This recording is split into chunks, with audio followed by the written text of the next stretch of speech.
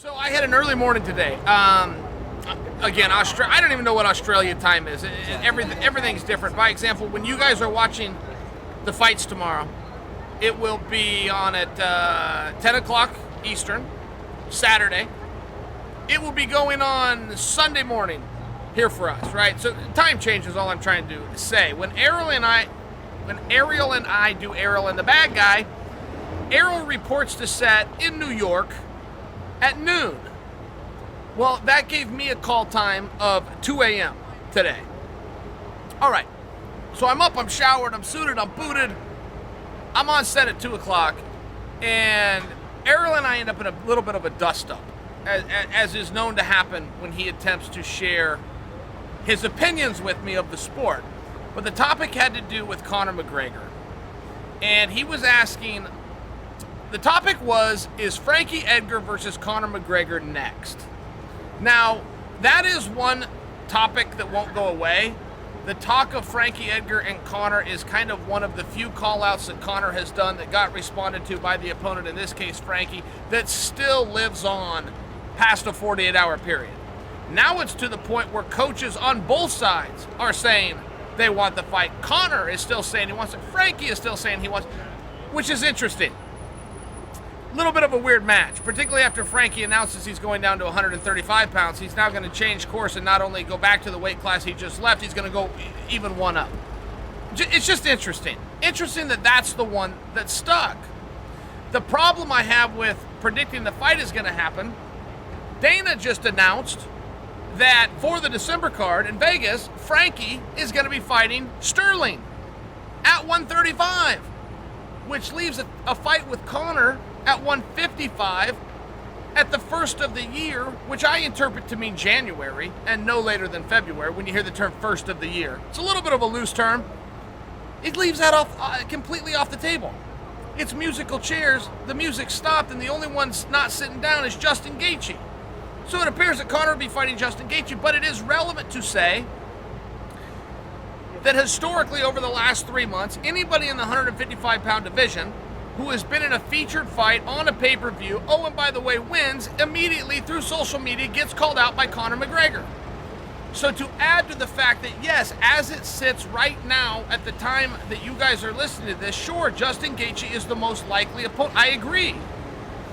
But to make believe that the winner of Hooker versus Ally Aquina is not going to then be called out by Conor McGregor through social media, as he has done with everybody for the last 12 weeks, I think is inaccurate. Now, where does that go? Well, there's a lot that goes into that. Again, as we're sitting here recording, unless you have a vivid imagination, you're largely saying, Chael, that makes no sense. Why are you bringing it up? I agree, but we don't know what that fight is going to look like. We don't know if that fight is going to be fight of the night or a fight of the year candidate, as so many people are predicting. Oh, and by the way, if it is, and one of them then lights something up on the microphone in conjunction with Conor lighting something up on social media, you could possibly have something there. I wouldn't predict it. I don't even believe that it's likely. But it is possible. And as far as the call out by Conor, that's even probable.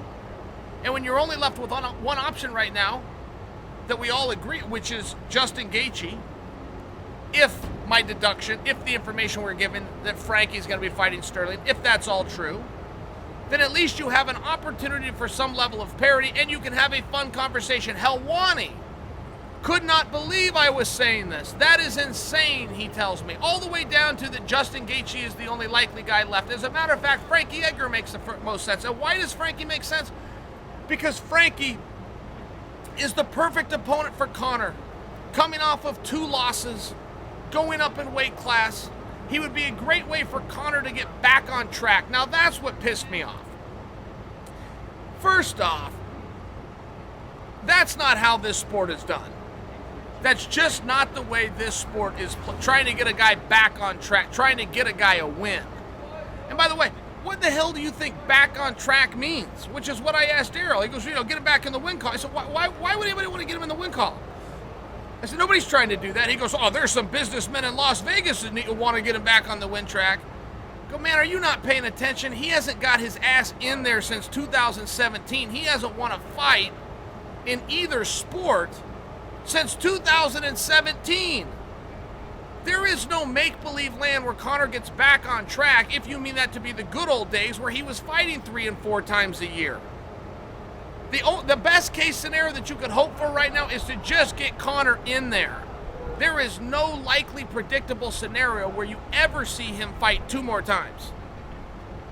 Does he have 1 left? If it's not, and then there's some ways you could do it. Ferguson gets over on Khabib, gets Khabib out of the way, he slides in for there's some ways that you could do it that are likely and possible, and maybe even he steps back in and does another match with Khabib.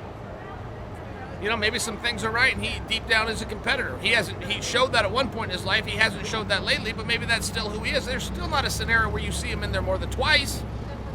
So what do you mean get it back on track? What track?